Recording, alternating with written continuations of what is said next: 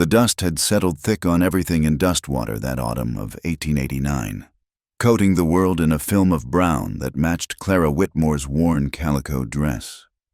She stood at the edge of the market square, her 7-year-old son Thomas clutching her hand, both of them trying to become invisible while she counted the few coins in her palm. $3.40, all that stood between them, and hunger for another week. "Mama, I'm hungry," Thomas whispered, his blue eyes too large in his thin face. "I know, sweet boy, just a little longer." Clara's voice caught as she spotted Mrs. Henderson across the square, the banker's wife whose laundry she'd done last week. The woman's gaze slid over Clara as if she were part of the dusty landscape, unremarkable and unwanted. It had been 2 years since they'd hanged Samuel. 2 years since the good people of Dustwater had strung up her husband from the old oak outside town for cattle rustling, whether he'd done it or not. Clara had screamed herself hoarse that day, fallen to her knees in the dirt while the crowd watched with cold satisfaction. Not one tear had been shed for Sam Whitmore except her own, and not one hand had reached out to help his widow since. The sun blazed overhead, unforgiving as the stares that followed her through the market. She approached the general store, steeling herself for another rejection. "Mrs. Whitmore."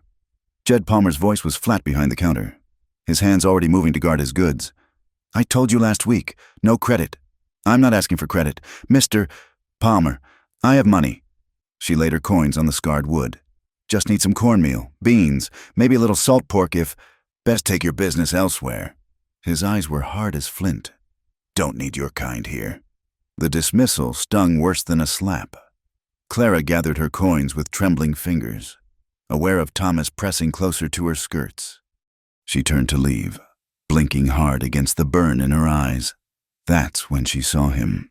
The cowboy stood like a shadow at the edge of the market, his hat pulled low, shoulders broad beneath a dust-covered duster. He wasn't from town. Clara knew every face in Dustwater, every sneer, and turned back. This man was different, still as stone. He watched the interaction with eyes the color of winter storms. Clara hurried past, pulling Thomas along, but the stranger moved. Not toward her, but to the vegetable stand where old Martha sold corn and squash.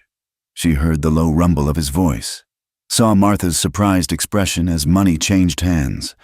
They were almost to their wagon, if the broken-down buckboard could still be called that, when boots crunched behind them. "Ma'am." Clara turned. The cowboy stood there, a burlap sack in one weathered hand. Up close, she could see the lines carved deep around his eyes, the week's worth of stubble on his jaw. He looked like a man who'd been riding hard roads for too long. "This fell off your wagon." His voice was rough as sandpaper. Clara stared. They both knew nothing had fallen. Her throat tightened as she recognized the bulge of corn ears through the burlap. We didn't." Pride warred with desperation. "Best take it before it spoils in this heat." He set the sack in the wagon bed with surprising gentleness, then touched his hat brim. "Ma'am." He was walking away before Clara found her voice. "Wait, please."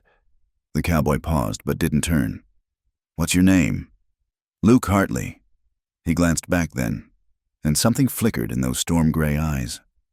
"I'll be camping by Miller's Creek if you need anything fixed around your place. Heard tell your barn roof needs work." Then he was gone, melting back into the landscape like smoke. Clara stood frozen, the weight of unexpected kindness heavier than scorn. Thomas tugged her sleeve. "Mama, who was that?" "I don't know, baby." She lifted him onto the wagon seat, her mind spinning. "I truly don't know." The ride back to their homestead took an hour through countryside that grew more desolate with each mile. The Whitmore Ranch, she still couldn't think of it any other way, sat in a valley between two ridges, isolated from town and neighboring spreads alike. The house Samuel had built still stood, though barely. Wind sang through gaps in the walls, and yes, the barn roof had half collapsed in last winter's storms. Clara unhitched their old mare, her movements automatic from years of practice. Thomas helped carry in the corn, chattering about the mysterious cowboy. He looked sad. "Mama, like Mr. Jameson's dog after it got kicked, from the mouths of babes.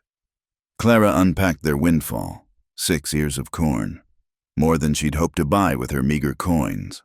At the bottom of the sack, wrapped in a clean bandana, lay a small package of salt pork. She sat down hard on the rough bench, pressing her palms against her eyes. When was the last time anyone had shown them kindness without wanting something in return? She couldn't remember. That night, after Thomas was asleep on his straw pallet, Clara stood on the porch watching stars pierce the darkness. Somewhere out there, a lone cowboy camped under the same sky. She wondered what had brought Luke Hartley to Dustwater, what sorrows rode behind those guarded eyes. The next morning brought problems that drove all thoughts of mysterious cowboys from her mind.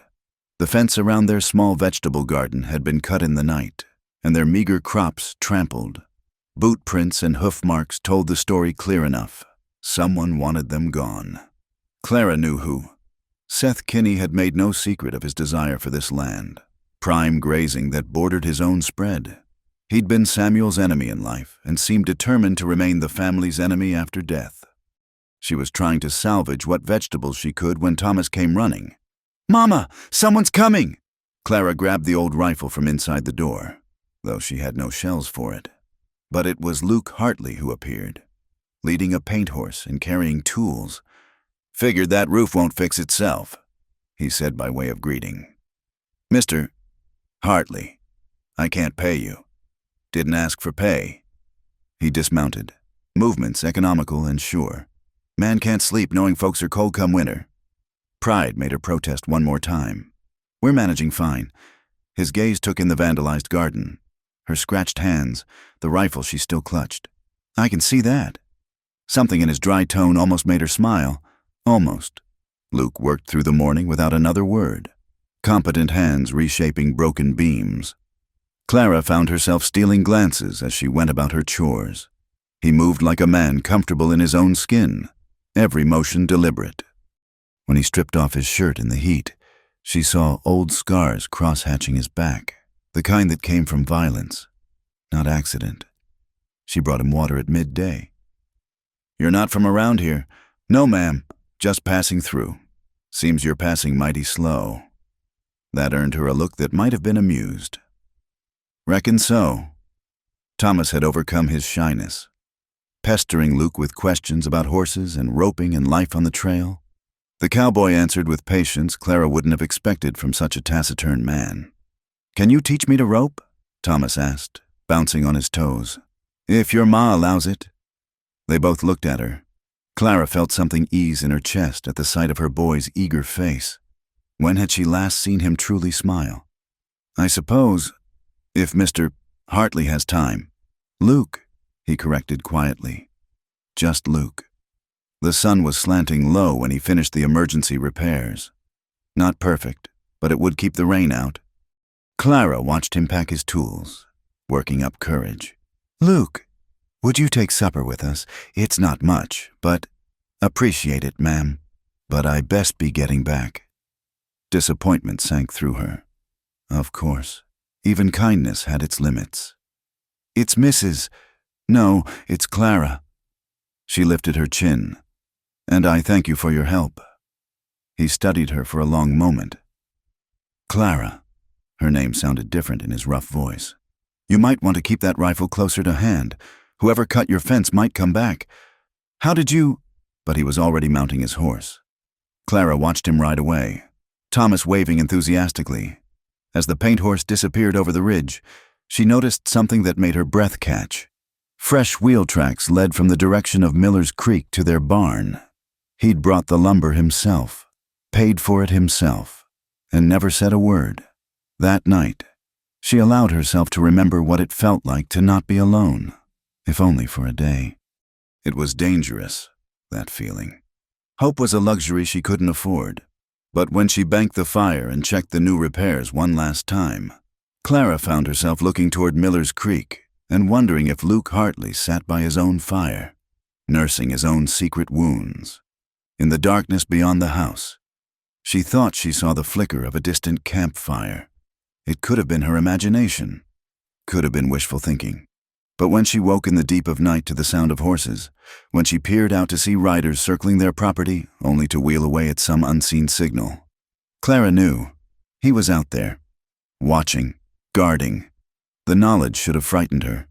Instead, for the first time in 2 years, Clara Whitmore slept soundly until dawn. The morning Clara discovered the water had been diverted from their small creek. She knew the harassment was escalating. The stream that fed their vegetable garden and provided drinking water now ran dry, its flow redirected upstream by fresh-built dam of rocks and timber.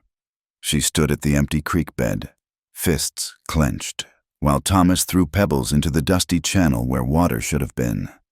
"Why'd the water go away, Mama?" "Someone took it. Baby."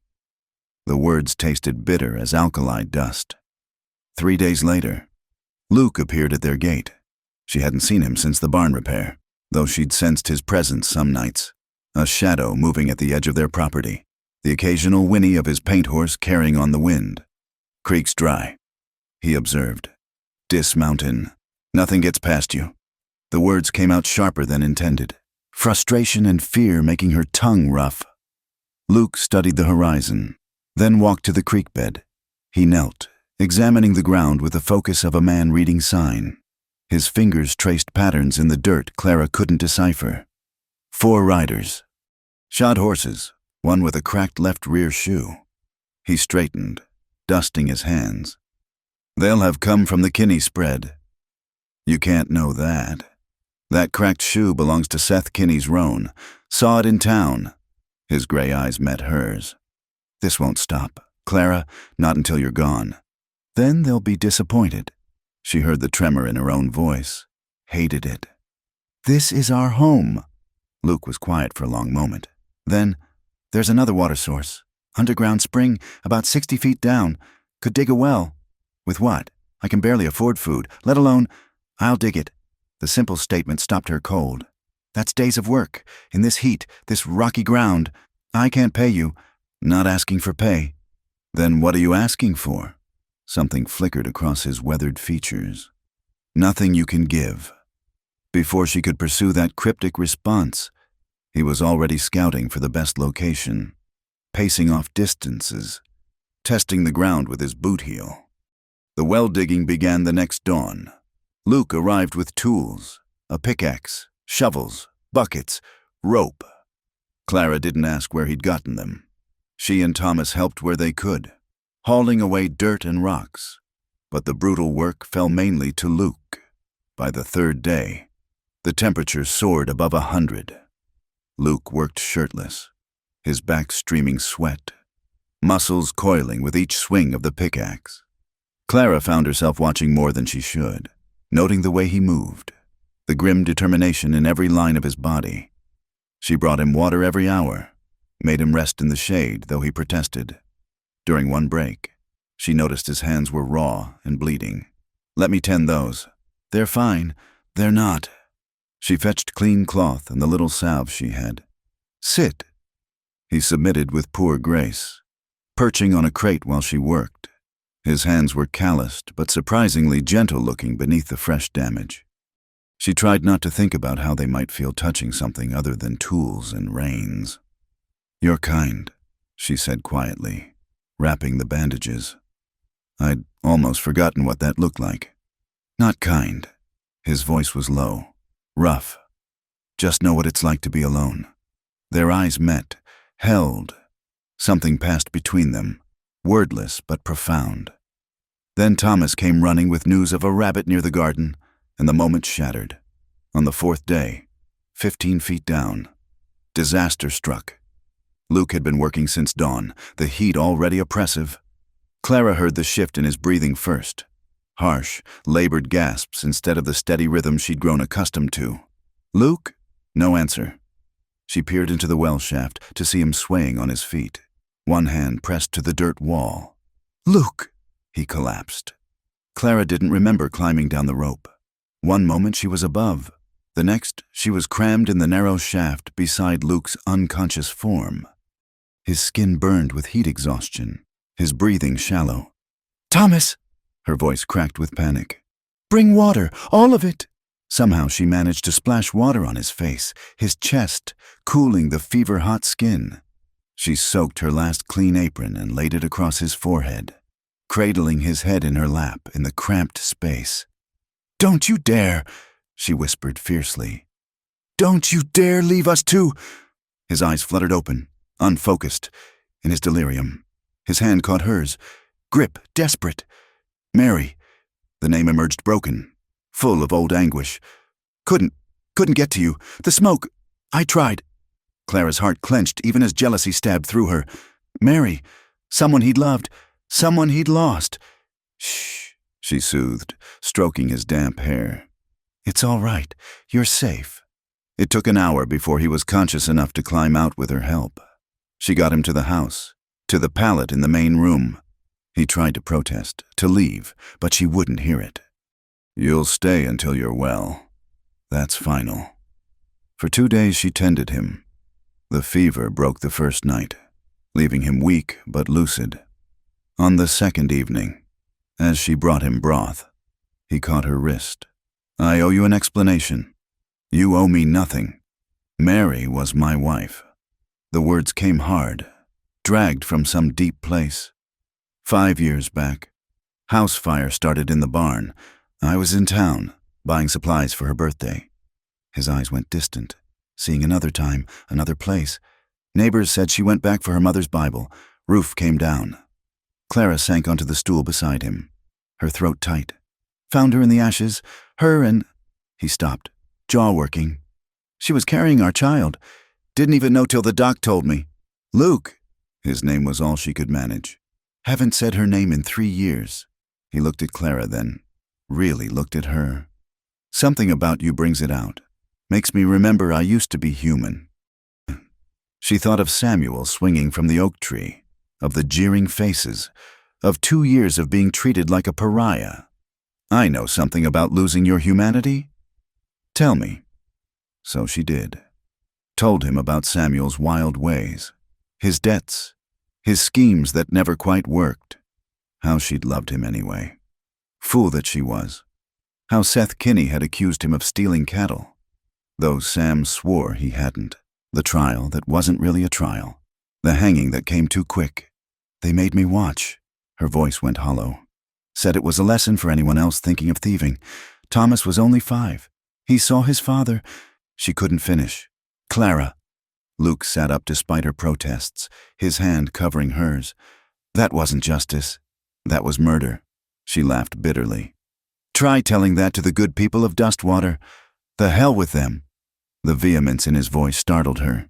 She met his eyes, saw anger there, not at her, but for her. When had anyone last been angry on her behalf? On impulse? She leaned forward and pressed her lips to his cheek. Gentle, grateful. The briefest touch. Luke went absolutely still. Clara pulled back, face flaming. "I'm sorry. I just wanted to thank you for—" He was on his feet, swaying slightly but determined. "I should go." "Luke, please. I didn't mean—" But he was already heading for the door, grabbing his hat, his gun belt. "I'll finish the well tomorrow. You're not well enough." He turned at the threshold. Something raw and desperate flickered in his eyes before the shutters came down. "Tomorrow." Then he was gone, leaving Clara standing in the middle of her empty house, one hand pressed to her lips, wondering what she'd done wrong. The next morning, he was back at first light, working the well as if nothing had happened. They didn't speak beyond necessities. The distance between them felt wider than the hole he was digging. But that night, as Clara tucked Thomas into bed, her son said, "I saw Mr. Luke's camp. Mama, he moved it closer, right by our fence line." Clara went to the window, peered into the darkness. There, the faint glow of a campfire, barely visible. He'd rejected her gratitude, her touch, but he was still there, still watching over them. She didn't understand this man, with his deep wounds and his stubborn protection. But as she prepared for bed, Clara found herself whispering a prayer for Luke Hartley, the first prayer she'd managed since they'd killed Samuel. Let him heal, she thought. Let him find whatever peace he's searching for, even if it isn't with us.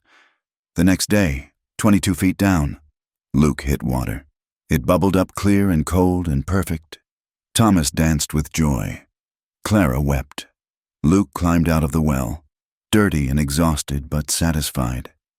It'll need a proper housing, a pump mechanism, but the water's good. How can I ever repay you? You already did. His voice was quiet. You reminded me why some things are worth fighting for. He gathered his tools, preparing to leave. Clara watched him, memorizing the lines of his face, the way he moved. She didn't try to touch him again, but as he mounted his horse, Luke looked back. They'll come at you harder now. A well means you're staying. We are staying. He nodded slowly. Then I reckon I'll stick around a while longer, if that suits you. It suits us fine, Clara said, and meant it. As he rode away, she noticed fresh wood stacked by the barn, enough to build the well housing. Once again, he'd provided without being asked, without seeking credit. That night, the campfire burned in its usual spot. Clara found herself checking on it before bed, a new ritual.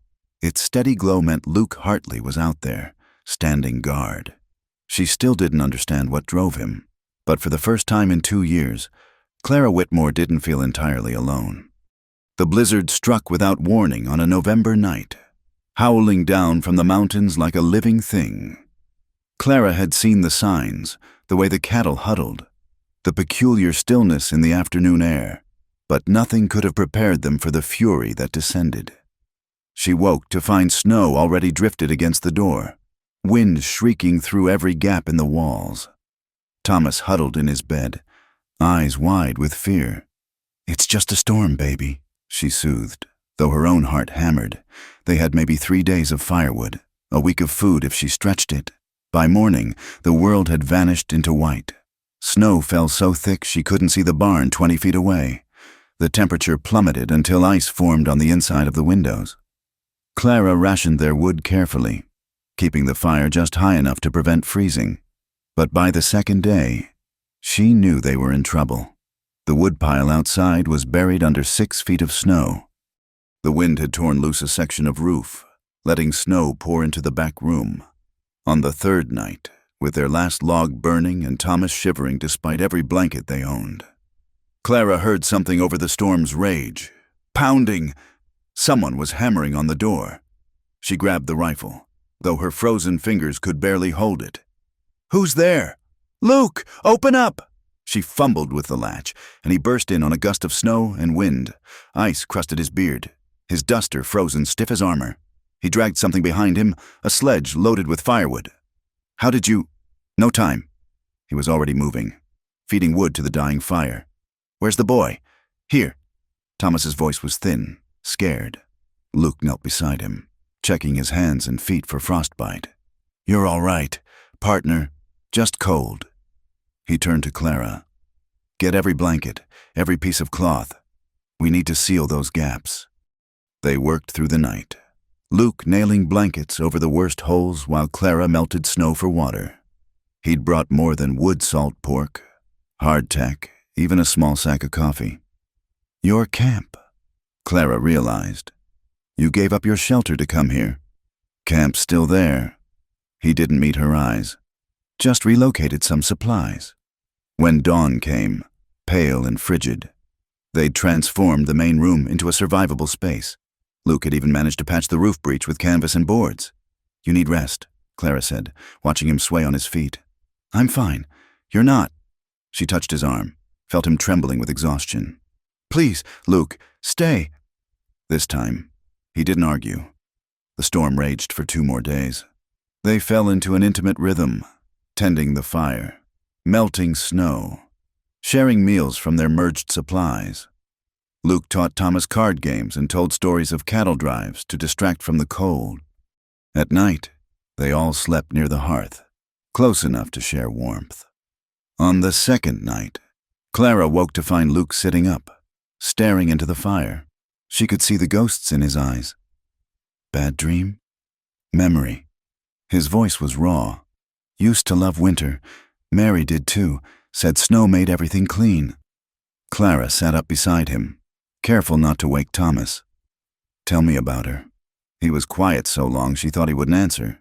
Then, she had yellow hair, laughed at everything, even my poor jokes, couldn't cook worth a damn but tried anyway. A ghost of a smile touched his lips. Said I was too serious. Said she'd teach me joy. She sounds wonderful. She was. He turned to Clara then, firelight catching the pain in his eyes. I failed her, failed them both. Luke, a fire isn't... I should have been there. Should have smelled the smoke, seen the danger. His hands clenched. Instead, I was haggling over the price of ribbons for her birthday. Clara's heart ached for him. Without thinking, she covered his fisted hands with hers. You loved her. That's not failure. He stared at their joined hands as if they were foreign things. Sometimes I forget what she looked like, the exact sound of her voice. His words came halting, dragged from deep wells. Then I hate myself for forgetting, and I hate myself for for wanting. He stopped, jaw tight. For wanting what? Clara whispered. His eyes met hers, dark with conflict. Things I got no right to want. The air between them went electric. Clara became intensely aware of their closeness, of the way his hands had turned to grip hers, of how long it had been since anyone had looked at her as anything more than the fallen woman, the thief's widow. Luke. He pulled away, careful but firm. Storm's breaking. I should check the animals. Clara let him go, wrapping her arms around herself. The cold he left behind had nothing to do with temperature. The blizzard ended the next morning, leaving a world transformed. Snowdrifts reached the eaves. Trees had snapped under the weight. In the distance, Clara could see dark shapes scattered across the white dead cattle, frozen where they'd stood. Luke worked tirelessly to dig them out, creating paths to the barn, the well, the woodpile. He found 3 of their chickens alive. Huddled in a corner of the coop, the milk cow had survived, though barely. But as they took stock, Clara realized the true cost. Half the ranches in the valley would be devastated. The Hendersons, the Millers, even the mighty Kinney spread, all would have lost significant livestock. They'll blame us, she said quietly, watching Luke repair the chicken coop. Say we brought bad luck. Let 'em. But she was right. By the end of the week, as folks dug out and counted their losses, the whispers started. The widow Whitmore had cursed them all. First her thief husband, now this unnatural storm. And that drifter she'd taken up with, what kind of decent woman let a strange man stay in her house? The first stone through their window came 8 days after the storm. Clara was teaching Thomas his letters when the glass shattered, rock landing near the stove. Thomas screamed. Before Clara could react, Luke was through the door, rifle in hand. Stay down! But whoever had thrown it was already gone, leaving only hoofprints in the snow. Luke tracked them to the main road before they mixed with too many others to follow. That night, he didn't return to his camp. I'll bed down in the barn, he said, not looking at her. Just till things settle. Things didn't settle. The harassment escalated. Dead animals left at their gate. Threats carved into fence posts. Shots fired in the night just close enough to terrify. Seth Kinney made no secret of his intentions, telling anyone who'd listen that the widow was squatting on prime land, that she had no legal claim now her husband was dead. The attack came on a moonless night 2 weeks before Christmas. Clara woke to the crash of the door being kicked in. 3 men burst through, not Kinney himself, but his hired thugs. She recognized Jake Sullivan and Pete Morrison. Even with bandanas covering their faces, "Get out!" she grabbed for the rifle, but Sullivan was faster, knocking it from her hands. "Time to move on, widow." His breath stank of whiskey. "Mister, Kinney's made a generous offer. Take it and get, or..." The barn door exploded inward. Luke stood there like an avenging angel, his own rifle leveled. Or what? Sullivan went for his gun. Luke's rifle spoke first. Bullet taking the man in the shoulder, spinning him around. Morrison froze, hands raised. The third man, Clara didn't know him, backed toward the door. "Take him and get out," Luke said, voice deadly calm. "Tell Kinney next time I won't aim for the shoulder." They dragged Sullivan out. his curses fading into the night.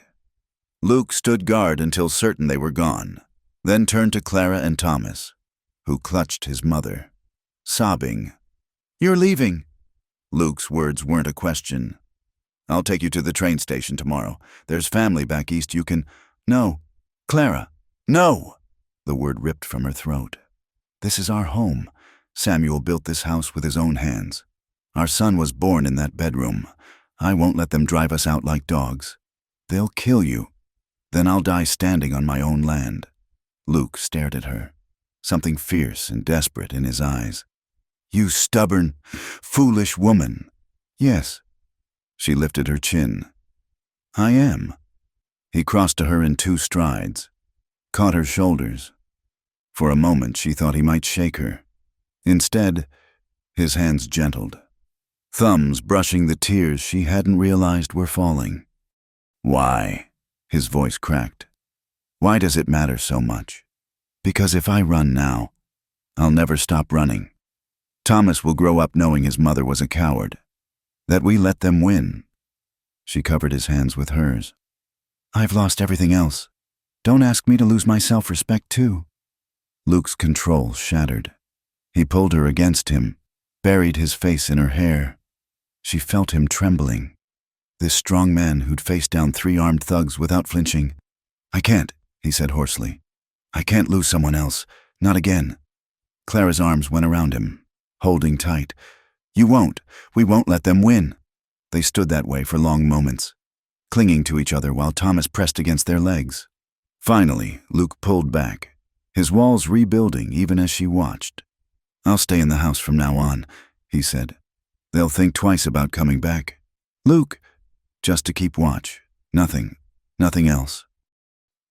But that night, as Clara lay sleepless in her bed, she heard him pacing the main room like a caged wolf, protecting them, tormenting himself with proximity to what he wouldn't let himself want. In the darkness, she pressed her fingers to her lips and imagined what it would feel like if he ever let those walls fall completely, if he ever kissed her with all that fierce devotion he tried so hard to hide. If only he would let himself heal. If only she could help him forgive himself for surviving when his Mary hadn't. If only. The letter from the town council arrived on a cold January morning, delivered by a nervous clerk who wouldn't meet Clara's eyes. She read it twice before the words sank in. "Foreclosure." Her voice came out strangled. "They're claiming we owe 5 years of back taxes." Luke took the paper from her trembling hands, his face darkening as he read. "This is robbery. Samuel paid those taxes, you know he did. Knowing and proving are different things." Clara sank onto the bench, suddenly boneless. "The records burned in the courthouse fire 2 years ago. How convenient." Thomas looked between them, young face pinched with worry. "Are we losing our home, Mama?" "No, baby." She pulled him close, though her own heart hammered with fear. "We'll figure something out." Luke folded the letter carefully, but she saw the way his jaw worked, the white-knuckled grip on the paper. "How much time?" 30 days. Pay $500 or vacate." She laughed bitterly. "Might as well be 5,000. I'll go to town. Talk to Judge Porter." "Luke, no." She knew what would happen. The drifter who'd taken up with the fallen woman, challenging the town council, they'll run you out, or worse. His eyes met hers, storm gray and determined. "I'm not letting them steal your land." But she knew that look. The same stubborn protection that kept him sleeping in her main room, keeping watch every night while maintaining careful distance. The same fierce loyalty that was slowly killing them both. Luke rode out that afternoon despite her protests. Clara watched from the porch, dread sitting heavy in her stomach. She knew how Dustwater treated outsiders who forgot their place. He returned after dark, moving stiffly. In the lamplight, she saw the bruise spreading across his jaw, the split in his lip. "Luke." She reached for him, but he stepped back. "I'm fine." "You're not fine. Sit down and let me—" "I said I'm fine." The words came sharp, then softer. "Judge Porter wouldn't see me. Seth Kinney was there, though him and 6 of his boys." Clara's hands shook as she poured water into a basin. They did this? Made their position clear. He finally sat, letting her clean the blood from his face. Called you some names I won't repeat. Said I was a fool, wasting my time on another man's leavings. The cloth stilled in her hands. I'm sorry. Don't. His hand caught her wrist, gentle but firm. Don't apologize for their poison. They were close now. Close enough that she could see the pain in his eyes had nothing to do with his injuries. She wanted to smooth the lines from his forehead, kiss away the hurt, but she held still, trapped by his grip and her own yearning. There's something else, he said quietly. Something I've been thinking on. What? My horse, Dusty. He's worth something. Pure bloodline, trained by my own hand. Could get maybe 300 for him. 4 if I... No. The word burst from her. Absolutely not. Clara, that horse is all you have left. I won't let you. It's just a horse. But she'd seen him with Dusty. The way he talked to the paint, the careful grooming, the bond between them. He's not just a horse, and we both know it. Luke released her wrist, turning away. Then what? You'll just give up? Let them win? I don't know. The cry tore from her throat.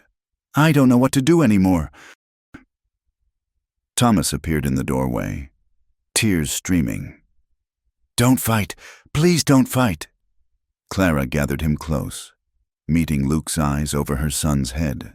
The weight of it all, the fear, the exhaustion, the impossible situation crashed over her. That night, she couldn't sleep. She found Luke sitting by the dying fire, Dusty's bridle in his hands. You're really going to sell him? First thing tomorrow. His voice was flat, resolved. Already talked to Jim Martinez. He'll give fair value. Clara sank down beside him. I can't let you do this. Not your choice. Luke, Mary gave him to me. The words fell between them like stones. Birthday present, year before the fire, last thing she ever... He stopped, jaw working. Clara's eyes burned. This man, who'd lost everything, was preparing to sacrifice his last connection to his dead wife. For her. For them. I hate this, she whispered. I hate that you're losing him because of me. Luke turned to her then, and something in his expression stopped her breath.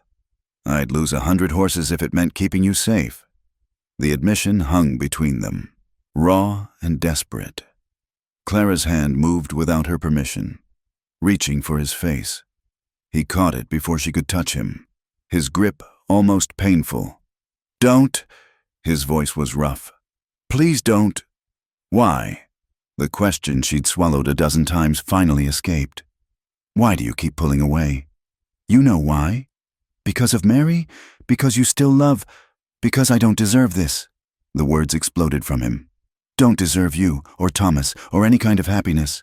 She died because I wasn't there. I failed her, and now I'm failing you too. Can't even protect you from losing your home. Clara wrenched her hand free and grabbed his face between both palms, forcing him to look at her. Listen to me. Luke Hartley, you are not failing anyone. You've been our guardian angel since the day you arrived. You've given us food, protection, hope, and now you're willing to give up your most precious possession for people who aren't even... She stopped, heat flooding her cheeks. Aren't even what? His voice was barely a whisper. Aren't even yours? She finished, the words small and painful. Luke's control finally shattered. He pulled her against him, one hand tangling in her hair, the other pressed flat against her back. She could feel his heart hammering against her chest, matching her own wild rhythm. That's where you're wrong, he said hoarsely. You've been mine since the moment I saw Jed Palmer turn you away. Thomas has been mine since he asked me to teach him roping. This land is mine to protect because it's yours. Don't you see? Clara couldn't speak past the tightness in her throat. She turned her face up to his, an invitation and a plea. For a moment, she thought he'd finally kiss her. His mouth hovered inches from hers, his breath warm on her lips. She could see the war in his eyes, desire battling guilt, need fighting honor. Then Thomas cried out in his sleep, a nightmare sob, and the spell broke. Luke released her, standing abruptly. "I'm sorry. I shouldn't have—" "Luke, wait," but he was already heading for the door, grabbing his coat. "Need to check the animals." Clara sat alone by the dying fire, pressing her fingers to her lips, feeling the ghost of the kiss that almost was. Tomorrow he would sell his beloved horse. Tomorrow they would go to town and pay the blood money to keep their home, and tomorrow night he would probably pull away again, wrapped in guilt and old grief. But for one moment, one perfect, aching moment, she'd felt what it would be like to be loved by Luke Hartley, to be someone worth sacrificing for. She held that feeling close as she banked the fire and checked on Thomas. It would have to be enough. In the morning, she watched from the window as Luke led Dusty out of the barn. The paint horse pranced and tossed his head, full of life and spirit. Luke's hand rested on the animal's neck, and she saw his lips moving. Last words. A goodbye. When he looked up and saw her watching, Clara pressed her palm to the glass. He nodded once, understanding passing between them. Then he mounted up and rode toward town, toward sacrifice, the sunrise painting the sky the color of old blood behind him. Clara didn't move from the window until horse and rider disappeared from view. Then she sat at the rough table and wept for Luke, for Mary, for Dusty, for all the losses that seemed to pile up like winter snow, burying them all. But she didn't weep for herself. Somewhere in the long night, listening to Luke's confession, feeling his arms around her, she'd found a new resolve. They would save the ranch. They would survive this. And somehow, someday, she would help Luke forgive himself enough to accept the love she was ready to give, even if it took the rest of her life. The smell hit Clara first. Smoke carried on the evening wind, acrid and wrong. She'd been gathering the last of the winter vegetables when she saw it, a wall of orange light dancing along the ridge, devouring the pine forest that separated their ranch from the northern valleys. "Fire!" Her scream brought Luke running from the barn. He took one look at the advancing inferno and went pale. "Get Thomas! Get the horses! Now!" But Clara was already racing for the house where her son was napping. Behind her, she could hear Luke cursing, could smell the smoke growing thicker. The fire was moving fast, driven by winds that had been building all day. "Mama!" Thomas's voice was groggy, confused. "We have to go. Baby, right now." She grabbed their emergency bundle. Important papers, the little money they had, Samuel's watch. Her hands shook as she helped Thomas into his coat. Outside, Luke had the horses ready, including a pack mule loaded with what supplies he could grab. The fire crowned the ridge as they watched, exploding through the treetops in a roar that sounded like a freight train. "Which way?" Clara had to shout over the noise. "South, Miller's Creek Canyon." Luke lifted Thomas onto his horse, then turned to Clara. "Can you ride bareback?" She nodded, letting him boost her onto their old mare. He vaulted onto one of the workhorses, and they fled into the gathering darkness with hell itself chasing them. The next hour blurred into a nightmare of smoke and terror. The fire spread faster than seemed possible, jumping from crown to crown, raining embers that started spot fires all around them. The horses wheezed and stumbled, eyes rolling white with fear. They reached Miller's Creek to find it nearly dry, just a trickle of water in the rocky bottom. Other families had the same idea. The Johnsons, the widow Martinez, even some of Kinney's cowboys. Everyone huddled together, differences forgotten in the face of shared catastrophe. "We need to get to the rock field." Old Johnson wheezed, pointing downstream. Nothing to burn there. But between them and safety lay a gauntlet of burning forest. As they hesitated, Clara realized Thomas was no longer on Luke's horse. "Thomas!" Her scream tore through the roar of flames. "Where's Thomas? He was right here." Luke spun around, searching desperately. Then Clara saw him, a small figure near the creek bed, frozen with terror as a burning pine began to topple toward him. She didn't remember dismounting, didn't remember running. One moment she was screaming her son's name, the next Luke had shoved past her, diving for the boy. The tree crashed down in an explosion of sparks, and for one horrible moment Clara couldn't see either of them through the smoke and flames. Then Luke emerged, Thomas clutched in his arms, his coat on fire. He rolled in the creek bed, dousing the flames, while Clara fell to her knees beside them. "Are you hurt? Let me see." Her hands ran over Thomas, checking for burns. "He's all right?" Luke's voice was rough with smoke. Just scared, but she could see the blisters already forming on his neck and hands where burning debris had touched skin. The memories this must be bringing back. Mary, another fire, another desperate rescue that came too late. "We have to move," Johnson urged. "Fire's jumping the creek." Luke struggled to his feet, swaying. Clara grabbed his arm, supporting him. Together, they stumbled after the group, Thomas clinging to Luke's neck despite his mother's attempts to take him. They made it to the rock field, a barren stretch where an old landslide had left nothing but stones and dirt.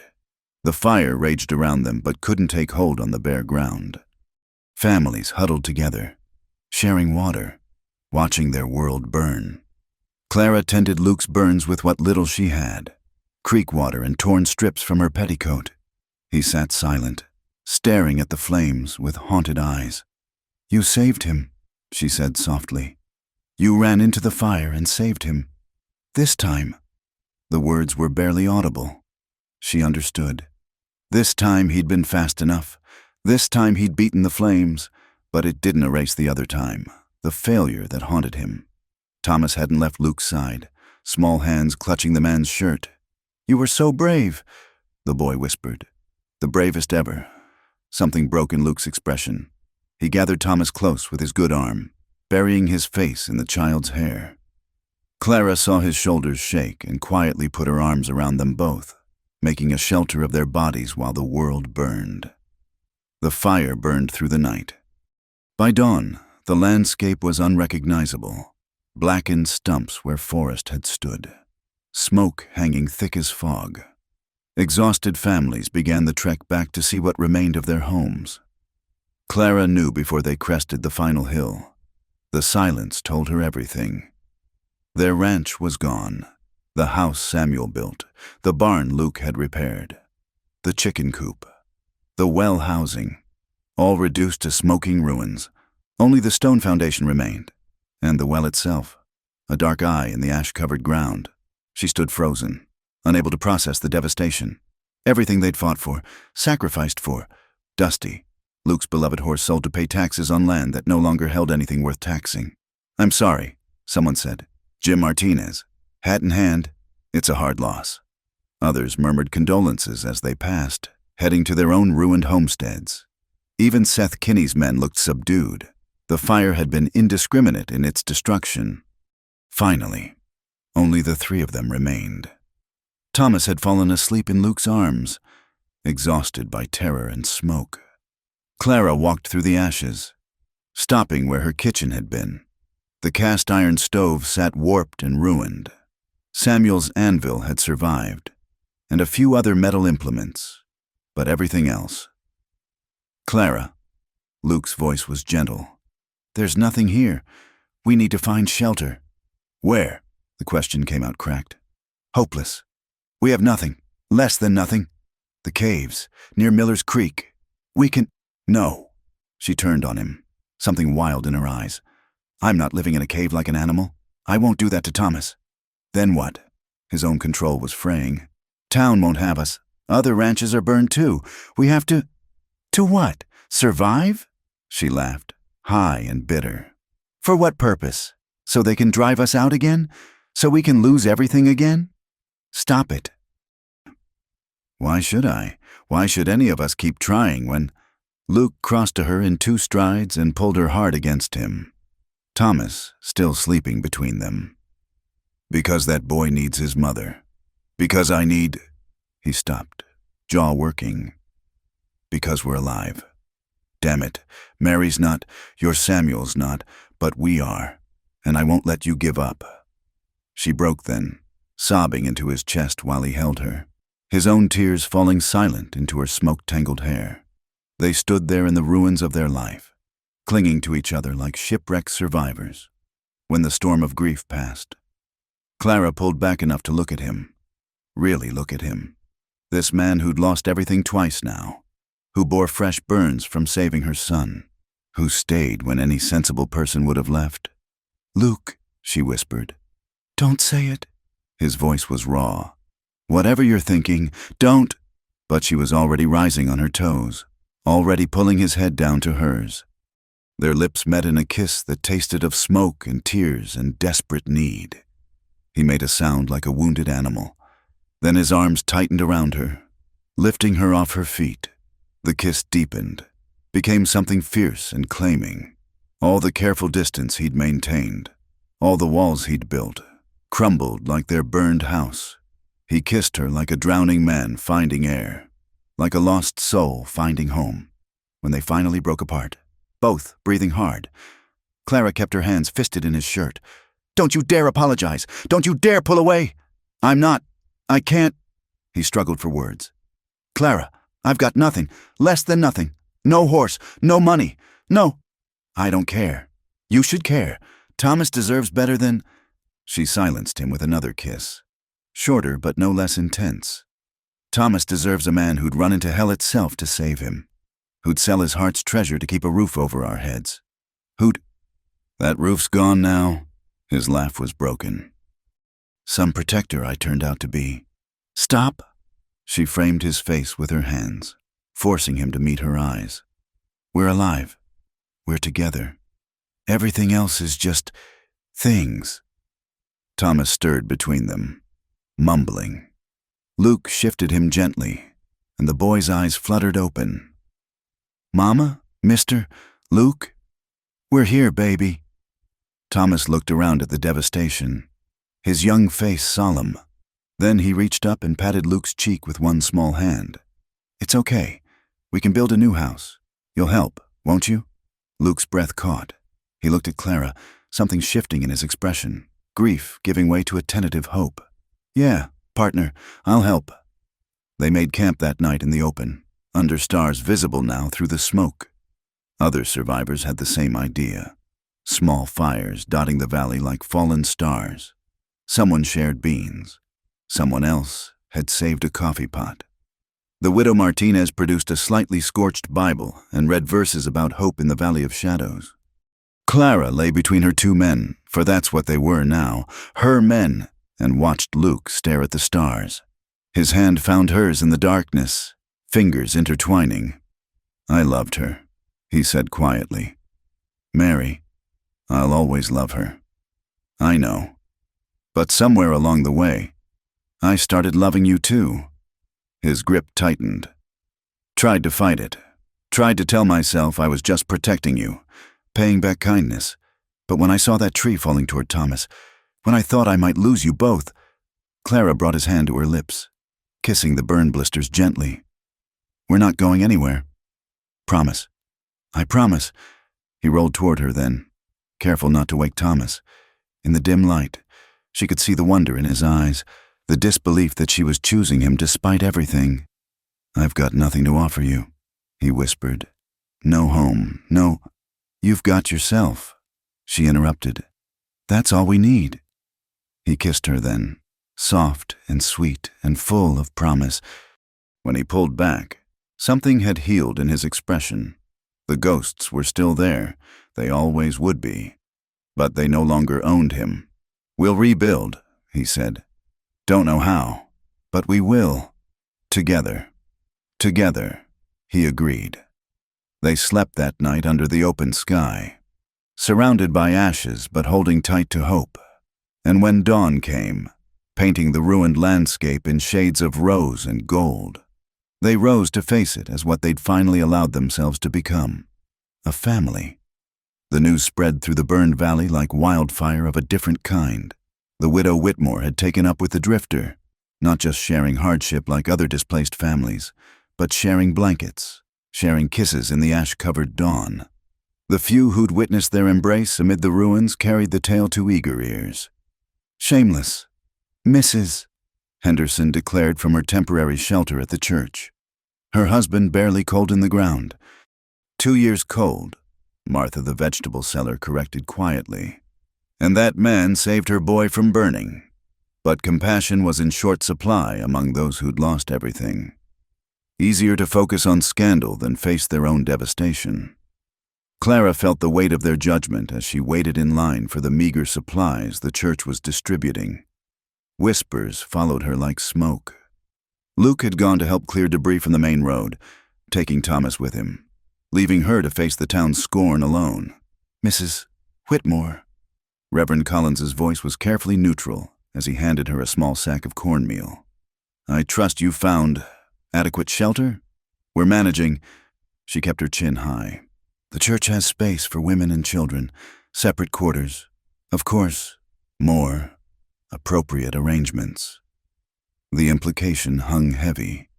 Leave Luke, conform, pretend at respectability. "Thank you, Reverend, but we're together now. All of us." His face pinched with disapproval.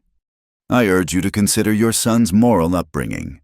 "My son," Clara interrupted, "is learning what real courage looks like, what loyalty means, what it is to protect family even at cost to yourself."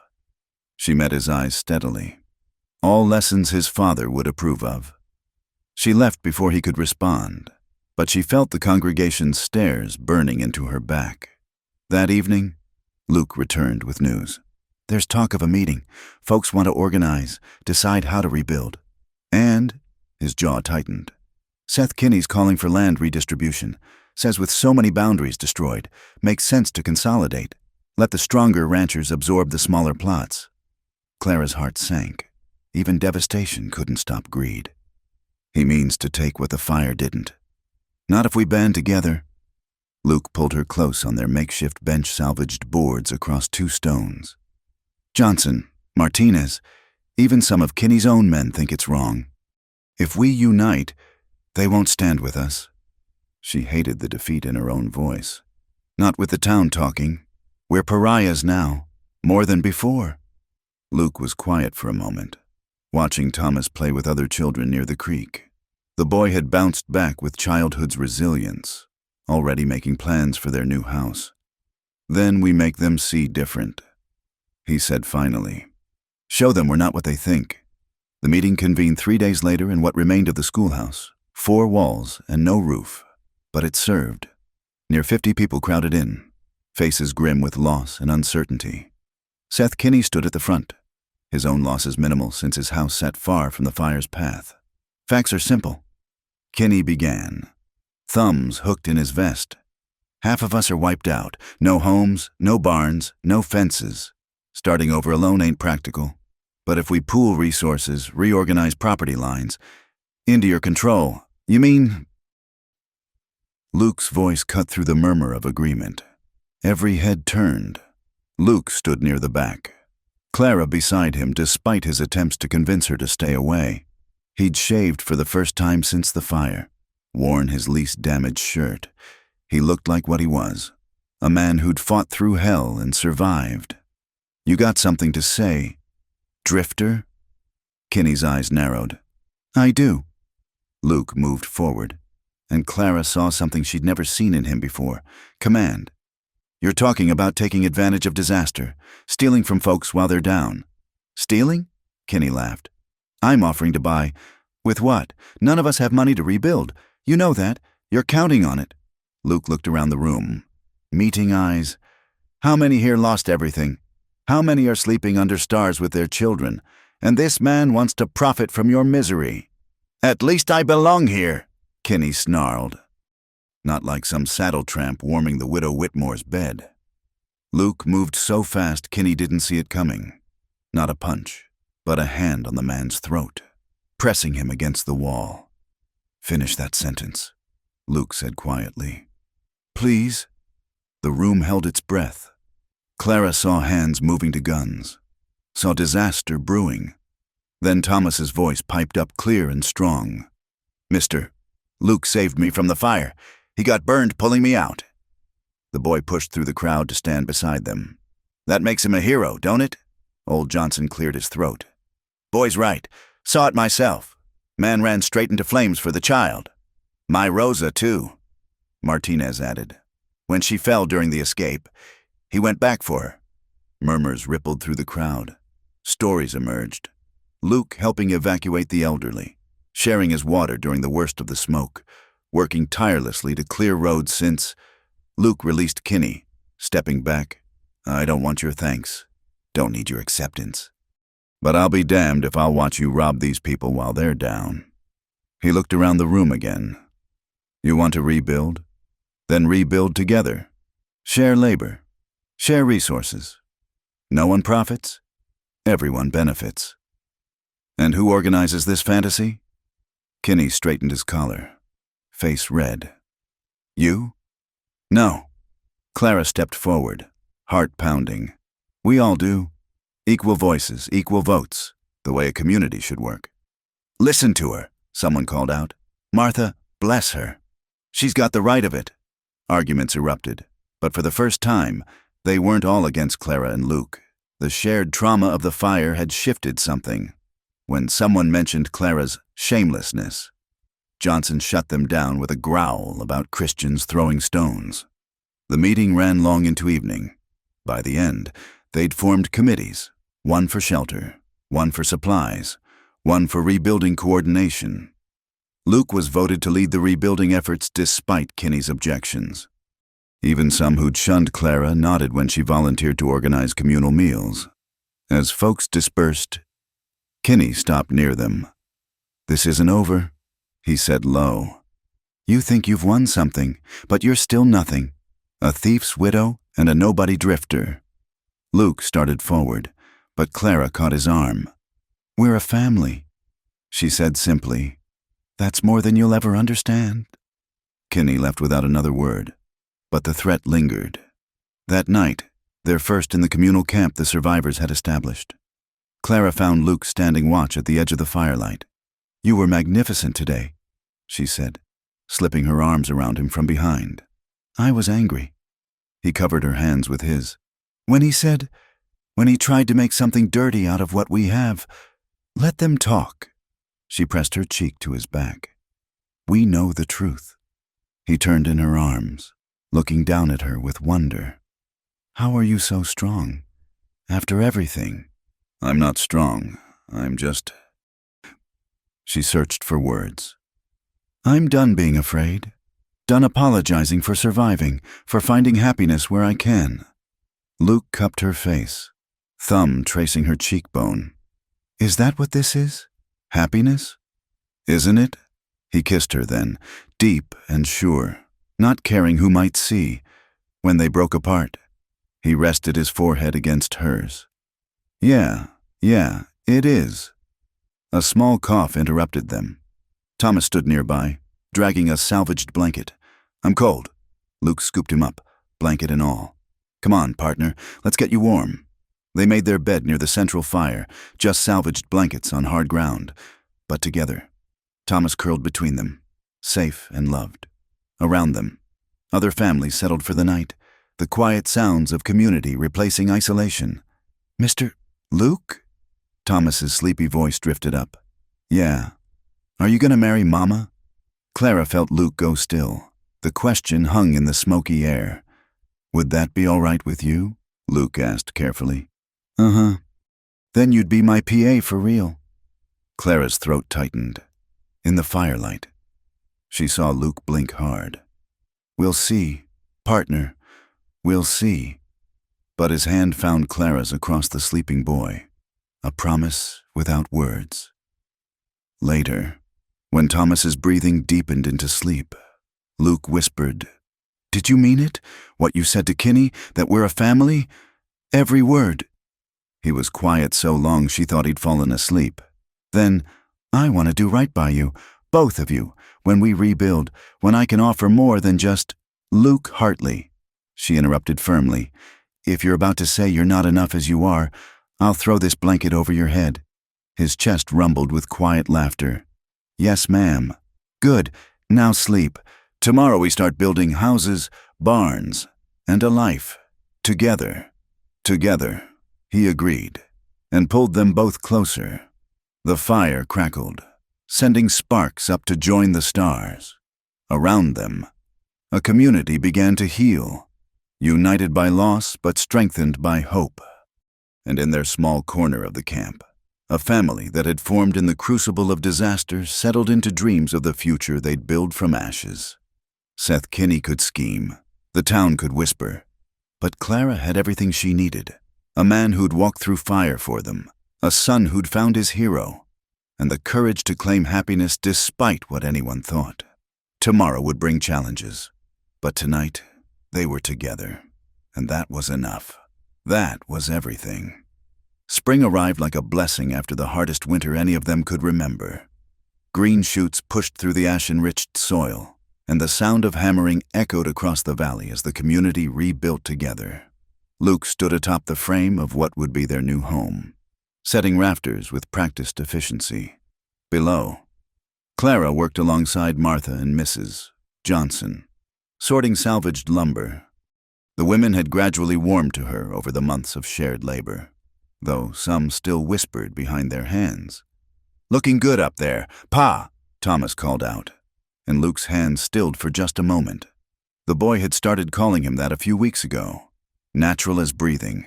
Each time, it hit Luke like a physical blow, not painful, but overwhelming. He'd never corrected him. "Careful with those nails." "Partner," Luke called back. "They're worth their weight in gold now." Indeed, every resource was precious. The communal approach had worked better than anyone expected. Families shared tools, labor, and expertise. When the Johnsons raised their barn, everyone helped. When Martinez needed a well dug, Luke organized the crew. Slowly, the valley was coming back to life, but not everything was harmonious. Seth Kinney had been suspiciously quiet, though his men were seen riding the boundaries, watching. And there were other tensions, disputes over land boundaries with markers destroyed, arguments over resource allocation, old grievances given new life by proximity. That evening, as Clara served dinner from the communal pot she managed, Luke noticed her favoring her left side. "You hurt?" "Just tired." But she winced as she sat beside him. Luke frowned.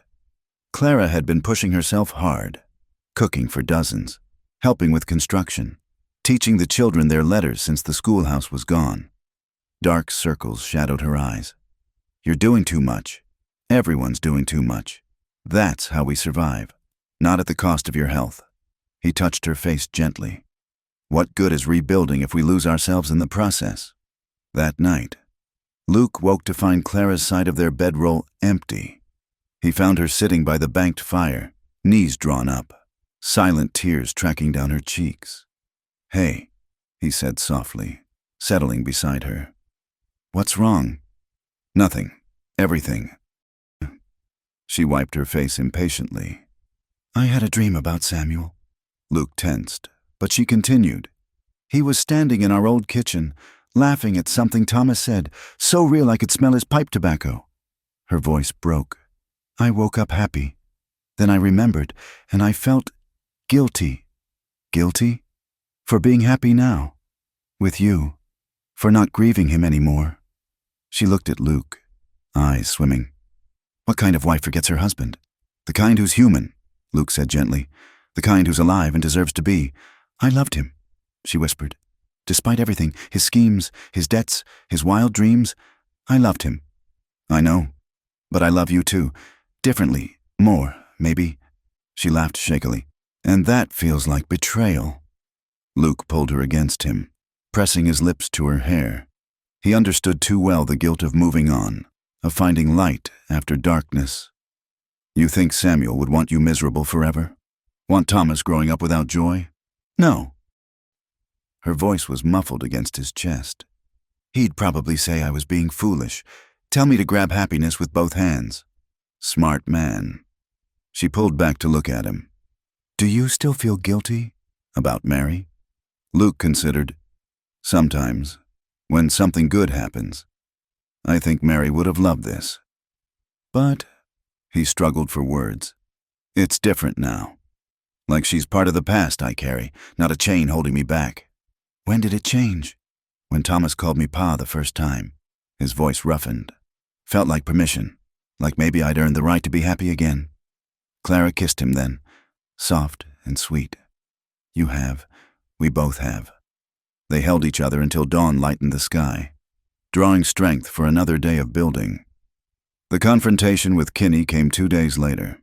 Luke was teaching a group of boys, including Thomas, how to frame a window when Kinney rode up with 6 men. The work stopped as people noticed, hands drifting to tools that could serve as weapons. Hartley. Kinney didn't dismount. Got a proposition. Not interested. Hear me out. Kinney's smile was cold. I've been to the Capitol. Seems there's some question about land titles after the fire. Without proper documentation. Get to the point. I've filed claims on several properties, legal-like, including the old Whitmore place. Luke felt rather than saw Clara appear beside him. Her hand found his, grip tight. That's our land, she said steadily. Prove it. Kinney produced papers.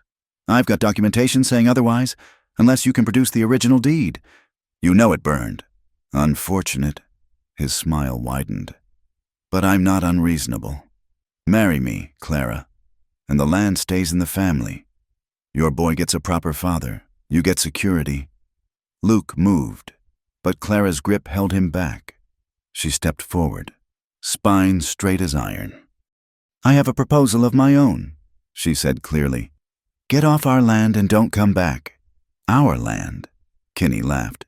You and the drifter playing house doesn't make our land, Clara repeated. She looked around at the gathered crowd. All of it, every acre we're rebuilding belongs to the people working it, and we have something better than paper to prove it. What's that? Each other. She raised her voice. We've bled for this land, buried our dead in it, watered it with tears and sweat. You think some papers from the Capitol changed that? The law sent my husband to hang for crimes he didn't commit. Clara interrupted. The law looked the other way when night riders burned out the Mexicans down south. The law protected you when you poisoned Johnson's well to force him to sell. You can't prove. I don't have to. We all know the truth. She looked at the crowd again. Are we going to let him steal what the fire couldn't take? No. The shout came from multiple throats. You really want to fight this? Kinney's hand drifted to his gun. All of you? Yes. Luke stepped up beside Clara. All of us. For a long moment, violence hung in the air like smoke. Then Martinez spoke up. I was at the Capitol last month, too. Senor Kinney. Funny thing, the clerk there remembered you. Said you paid him well for those papers. Also said he'd be happy to testify about it. Johnson added, for the right incentive. Kinney's face went dark. You're bluffing. Try us, Luke said quietly. The standoff stretched taut. Then one of Kinney's own men spoke. This ain't right, boss. These folks lost everything. Shut up, Davis. But Davis dismounted, moving to stand with the settlers. I'm done. This ain't what I signed on for. 2 others followed. Kinney was left with 3 men, facing a crowd growing larger as word spread. This isn't over, he snarled. Yes, it is. Clara's voice carried absolute certainty. You're done here. Seth, take your claims and your threats and go. Don't come back. Kinney wheeled his horse, spurring viciously. His remaining men followed, dust rising in their wake. The crowd erupted in cheers, but Clara sagged against Luke, trembling now that the confrontation was over. You were amazing, he murmured. I was terrified. Couldn't tell. He kissed her temple. Reminded me why I fell in love with you. She stilled. It was the first time he'd said the words outright. Luke. Later, he promised, aware of the crowd. When it's just us. The rest of the day passed in a blur of celebration and accelerated work. Word spread quickly. They'd faced down Kinney, stood together. The victory energized everyone. That night, there was music for the first time since the fire. Someone had salvaged a fiddle. Another had made a drum from hide and hollow log. People danced on the packed earth, children laughing, couples spinning under the stars. Luke found Clara serving cider, finally pulled her away. Dance with me. I don't know how. Neither do I. Come on. They moved together awkwardly at first, then found their rhythm. Other couples made space, smiling. even Mrs. Henderson nodded approval. I meant it, Luke said quietly as they swayed. What I said earlier. I know. Clara, I want… He took a breath. Will you marry me, proper-like? I know I've got nothing to offer but these 2 hands and a half-built house, but… Yes. He stopped moving. Yes. Yes, Luke Hartley. I'll marry you. She smiled through tears. Though you're wrong about having nothing. You have everything that matters. He kissed her there in front of everyone, deep and thorough, not caring who watched. Cheers erupted. Thomas appeared from nowhere, wrapping arms around both their legs. Does this mean we're a real family now? He asked. We were always real, Luke said, lifting the boy up. This just makes it official.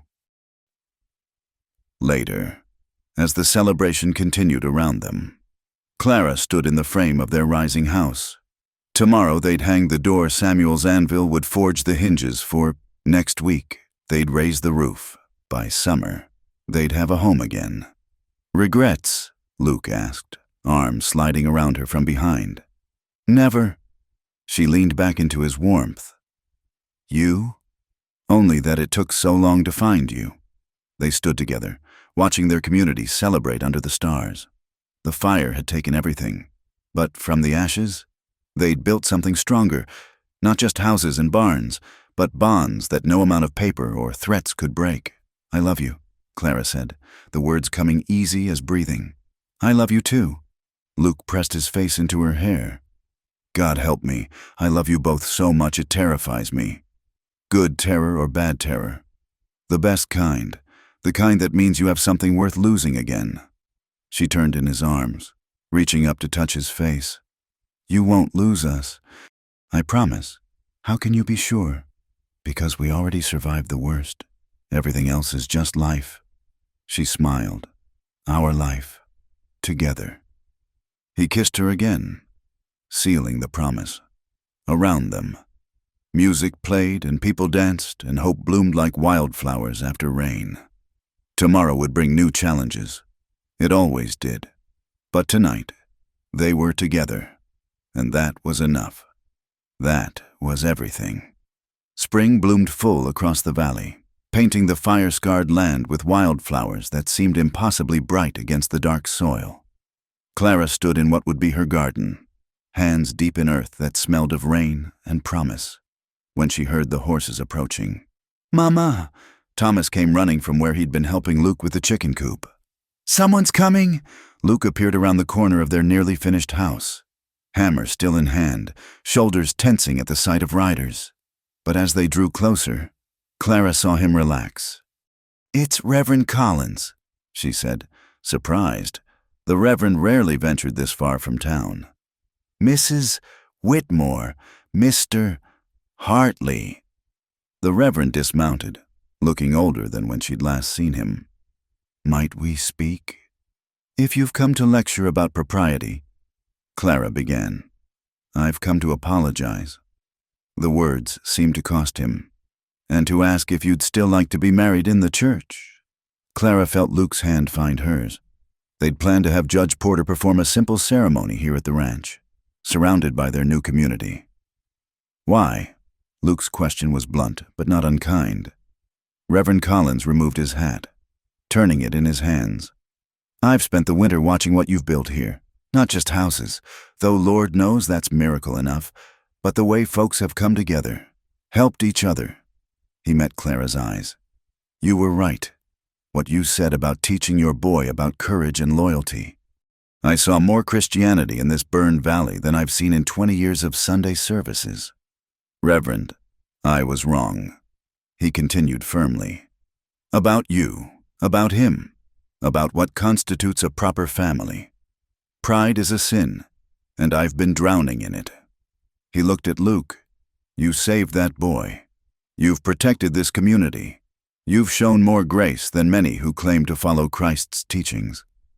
Clara felt her throat tighten. Thank you for saying that. Don't thank me. Just, would you consider it? Being married in the church?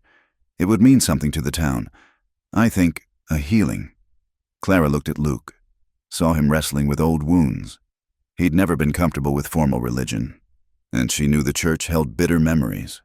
Mary's funeral, his own isolation afterward. "What do you think?" she asked softly. Luke studied the Reverend for a long moment. "You turned Clara away when she needed help most. Made her feel worthless when she was already broken. Why should we trust you now?" The Reverend flinched but didn't retreat. "Because I'm asking for the chance to make it right. Because forgiveness has to start somewhere." "Pa," Thomas tugged on Luke's shirt. "Doesn't the Bible say something about forgiving folks? From the mouths of babes." Luke's expression softened as he looked down at the boy. "All right," he said finally. "But not just us. If we do this, the whole community is invited. Mexican families, the Chinese workers from the railroad camp, everyone who helped rebuild. No exceptions." Reverend Collins swallowed hard but nodded. "No exceptions." After he left, Clara found Luke standing by the well they'd dug together. "What felt like a lifetime ago. You didn't have to agree," she said. "I know how you feel about churches. It's not about the building." He pulled her close. "It's about you. About showing this whole damn town that you're not someone to be ashamed of. That we're not something to hide. Luke, you deserve to walk down that aisle in a white dress with everyone watching. Deserve to have Thomas see his mother honored properly." His voice roughened. "Deserve better than a broken-down cowboy with more scars than sense." Clara silenced him with a kiss. "Stop that. You're exactly what I deserve. What I choose. What I love." The next weeks passed in a blur of preparation. The community rallied around the wedding plans with enthusiasm that surprised everyone. Martha organized the women to create a dress from salvaged fabric and lace. Johnson and Martinez worked on furniture for the new house. Even former Kinney men who'd switched sides contributed, bringing lumber and supplies. The night before the wedding, Clara couldn't sleep. She found Luke on the porch of their almost complete home, whittling in the moonlight. "Second thoughts?" she asked, settling beside him. "Never." He showed her what he was making, a small wooden horse for Thomas. "Just thinking about Mary." Clara's heart squeezed, but not with jealousy. They'd moved past that. "Tell me, she would have liked you," he said simply. "Would have bullied me into courting you proper, probably. Called me a fool for waiting so long." "She sounds wise." "She was." He set down the carving, took Clara's hands. "I need you to know something. Tomorrow, when I make those vows, I'll mean every word. You're not second choice or consolation. You're the chapter I didn't know the story had?" Tears blurred Clara's vision. "Luke Hartley, you keep talking like that and I'll marry you right here on this porch. Reverend might object to that." They laughed, leaning into each other, and Clara felt the last shadows of the past dissolve. Tomorrow would be their beginning. But tonight was perfect in its own way. Just them and the stars and the home they'd built from ashes. The wedding day dawned clear and bright. The church was packed beyond capacity, people spilling out into the yard. True to the Reverend's word, every face from the valley was there, brown and white, young and old, former enemies standing shoulder to shoulder. Clara wore the pieced-together dress like it was worth a fortune. Thomas beside her in a borrowed suit that was only slightly too large. Luke waited at the altar in his one good shirt. Davis and Johnson flanking him as groomsmen. "Who gives this woman to be married?" Reverend Collins asked. "I do," Thomas piped up, then remembered his coached line. "I mean, she gives herself. But I'm helping." Laughter rippled through the congregation, warm and affectionate. Clara touched her son's head, then took Luke's outstretched hand. The vows were simple, traditional words that somehow felt new when spoken by two people who'd already survived so much together. When Luke promised to honor and cherish, his voice caught, and Clara saw him blink hard. When she promised to love and support, she meant it with every fiber of her being. "You may kiss your bride," the Reverend said, smiling genuinely for the first time Clara could remember. Luke cupped her face gently, as if she were precious and breakable. "Mrs. Hartley," he murmured. Mr. Hartley. She whispered back. The kiss was soft, reverent, a promise sealed. The church erupted in cheers that could probably be heard in the next county. At the reception in the churchyard, tables groaned under food contributed by everyone. Music played, children ran between the adults' legs, and for one perfect afternoon, all the hardships seemed distant as stars. Clara watched Luke dancing awkwardly with little Rosa Martinez, the girl standing on his boots as he moved. Thomas had claimed 3 pieces of cake and was regaling other boys with increasingly wild tales of Luke's heroics. "He looks happy," Martha said, appearing at Clara's elbow. "They both do." "They are." Clara couldn't stop smiling. "We all are. You've earned it, honey. Both of you. Lord knows you've walked through enough fire." As evening painted the sky purple and gold, Luke found Clara sitting on the church steps, watching their community celebrate. "Ready to go home?" he asked. "Home?" She tested the word. Found it perfect. Yes.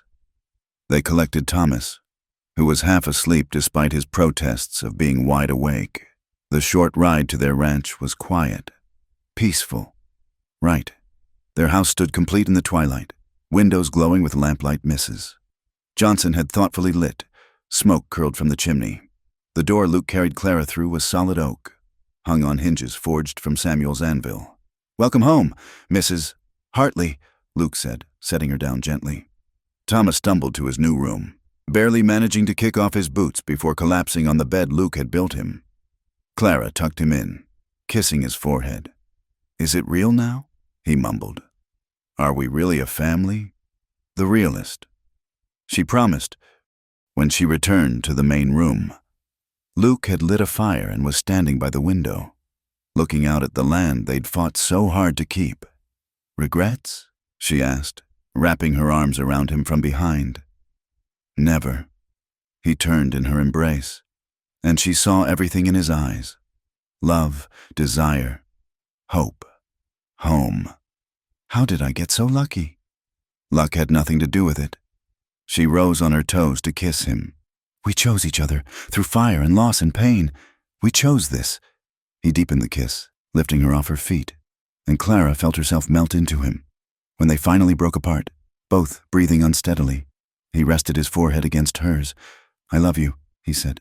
"God, Clara, I love you so much. Show me," she whispered. He carried her to their bedroom, in their house, on their land, and showed her exactly how much. Later, tangled together in the bed he'd built with his own hands, Clara traced the scars on his chest and marveled at the journey that had brought them here. "What are you thinking?" Luke asked, voice drowsy with contentment. That Mary was right. "About what?" "You were too serious, but you learned joy after all." He was quiet for a moment, then pressed a kiss to her hair. "Yeah, I guess I did." Outside, coyotes called to each other across the valley, and wind whispered through the new leaves. Inside, the fire crackled warmly, and Clara fell asleep to the sound of Luke's heartbeat, strong and steady as the house around them. In the morning, she woke to sunlight streaming through Ben-Arbor windows and the sound of Thomas chattering to Luke about plans for the garden. Coffee smell drifted from the kitchen, mixing with the scent of fresh lumber and hope. Clara stretched, smiled, and rose to join her family. The fire had taken everything, but from the ashes, they'd built something stronger, truer, more beautiful than what had come before. They'd built a home. They'd built a life. They'd built a love that could weather any storm. And as she stood in the doorway, watching Luke flip pancakes while Thomas set the table with exaggerated care, Clara knew with bone-deep certainty that they'd won. Not just against Kinney or the town's judgment or the disasters that had tried to break them. They'd won the only victory that truly mattered. They'd found their way to each other. They'd found their way home. Thank you so much for joining me on this journey through the Wild West with Clara and Luke. I hope their story of love, loss, and redemption touched your heart as much as it touched mine while telling it. Where are you listening to this story from? I'd love to hear from listeners all around the world. Please subscribe to From Wild West channel and share your thoughts about Clara and Luke's journey in the comments below. Did their love story move you? What was your favorite moment? Let's connect and share our love for these tales of the American frontier together.